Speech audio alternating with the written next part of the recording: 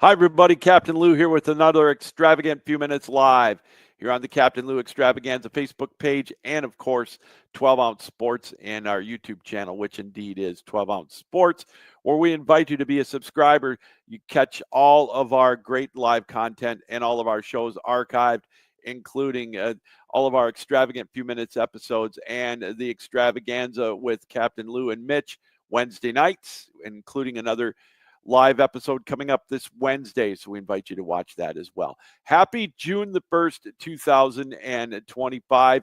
We turned the corner on May. We're heading into summer coming up here in June. Speaking of heading into summer, maybe a little bit of an early vacation. How about last night, Game 6, the Indiana Pacers in the NBA Eastern Conference Finals? They sent the New York Knicks to summer vacation with a 125-108 victory as they advance now to the NBA Finals starting this Thursday night. Tyrese Halliburton with 21 points. Pascal Siakam, though, led the way for the Pacers with 31. They had 7 players in double figures as the Knicks just did not have an answer for that Indiana offense. For the Knicks, it was Karl Anthony Towns with 22 points and OG Anunoby with 24. They only had 4 players in double figures, 9 out of 32 from three-point range as the Knicks fall just short. Now it's going to be the Pacers and the Oklahoma City Thunder this Thursday night, game 1 of the NBA Finals. Second time in franchise history for the Pacers going to the championship round. And for Oklahoma City, it'll be their second time in Oklahoma City going to the NBA Finals as well. Again, that starts on Thursday on ESPN. Starting on Wednesday on TNT, it's the Stanley Cup Finals. It's going to be the Edmonton Oilers and the Florida Panthers. Florida looking for their second straight Stanley Cup championship. It is their third straight trip to the finals. And it's a crazy stat. This will be the 6th straight trip to the NHL Stanley Cup Finals for a team from Florida. Tampa Bay started that string with 3 straight. Now Florida with their 3rd straight trip. But this is also a rematch in the Stanley Cup Finals for Edmonton and Florida. We'll break that down for you throughout the week as well here on the Extravagant Few Minutes. Getting back now to Major League Baseball. First, let's go to something that happened in college baseball Friday night. I want to bring this up. Oregon and Utah State in the opening round of their regional in Oregon.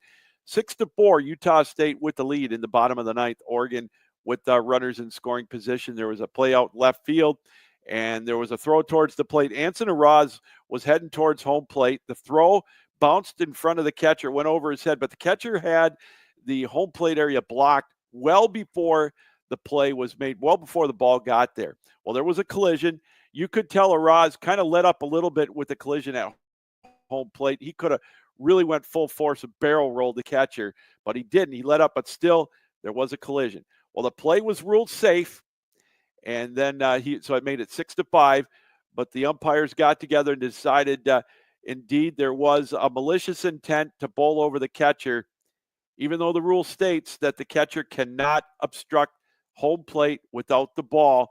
They determined that there was a malicious intent to roll over the catcher, bowl him over, whatever you want to call it. The runner was called out, and the runner, Araz, was ejected. So that meant he could not play last night. Oregon went on to get eliminated yesterday as well. So a bad call on a controversial play. It goes back to what kind of freedom does the runner have, and can the catcher obstruct the plate like that? I know they want to take away the potential of injuries. Just ask Ray Fosse from way back when in the All-Star game. I believe it was 1972. But I think that was a little overboard. I think that was the wrong call made. But as we said, Oregon's Anson Araz got ejected, and Oregon ended up losing that game, and they ended up getting knocked out in the elimination game yesterday. So bad precedent. I'm not sure. I don't know. You got to let them play. And I just think the bad call was made in that Oregon game against Utah State. Again, it states clearly you cannot block the plate without possession of the ball. And he was clearly in the line. He was clearly in front of the plate long before the ball even got out of the outfield. What's the runner supposed to do? Bad call. Oregon suffers from it.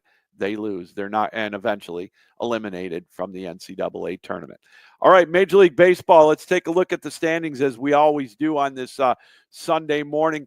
The Tigers had their 5-game winning streak snapped yesterday in a pitching matchup, a pitcher's duel for the ages. Well, not quite for the ages, but a pitcher's duel nonetheless, as Tariq Skubal and Wacom from Kansas City locked up. Skubal went 7 scoreless innings. He got pulled. Kansas City ended up getting a run in the bottom of the 8th. That's all they needed. Detroit only mustered 2 hits. They lost to the Royals by the score of 1-0. So their 5-game winning streak is snapped, but they've still got a 6-game lead in the American League Central, biggest lead of anybody in Major League Baseball, as the Twins got beat yesterday by Seattle in a back-and-forth game there.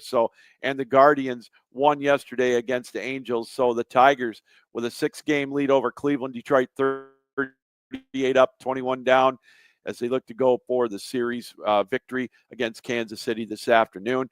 In the American League East, the Yankees, boy, they got their lunch handed to them yesterday. Dinner, lunch, breakfast, whatever you want to call it, as they got beat 18-2 last night in Los Angeles at Chavez Ravine against the Dodgers.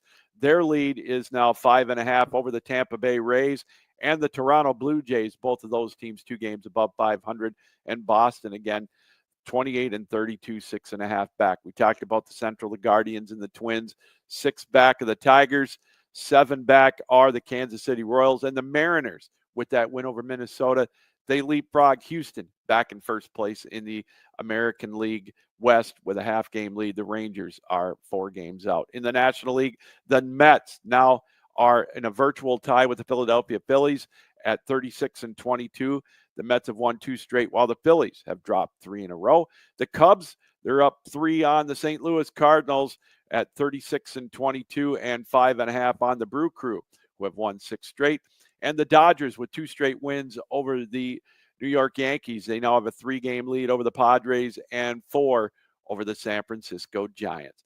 All right, we're going to take a break. When we come back, we'll have today in sports history and today's birthdays right here on an extravagant few minutes on the Captain Lou Extravaganza Facebook page and 12-ounce sports.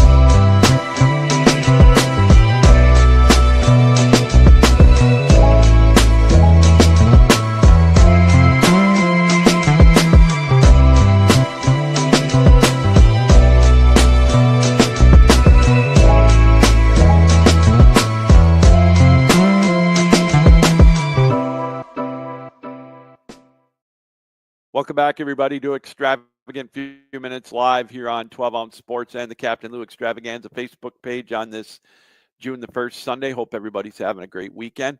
All right, let's take an extravagant look at today in sports history. Back in 1992, the Pittsburgh Penguins beat the Chicago Blackhawks 6-5 to win their 2nd straight Stanley Cup. In 1987, Phil Niekro won his 314th career game 6-5 over the Detroit Tigers. And that, along with his brother Joe Niekro, they combined for 530 wins in their career, the most by a brother combination in Major League Baseball history.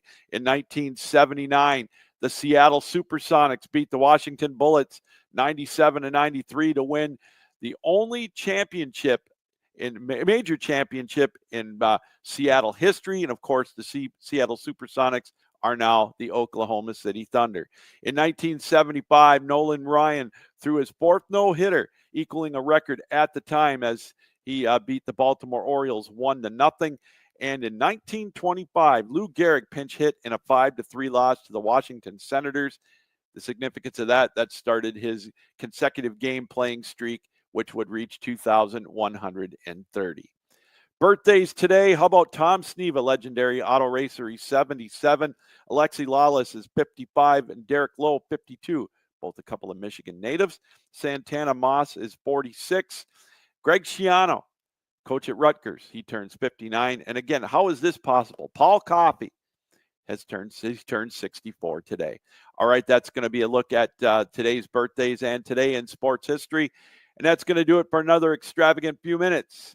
We thank you for welcoming us into your homes, on your laptops, your iPhones, your computers, however you watch us around the world here on the Captain Lou Extravaganza Facebook page and 12-ounce sports. All right, join us again tomorrow for another extravagant few minutes. Get out today and enjoy the nice weather if you can.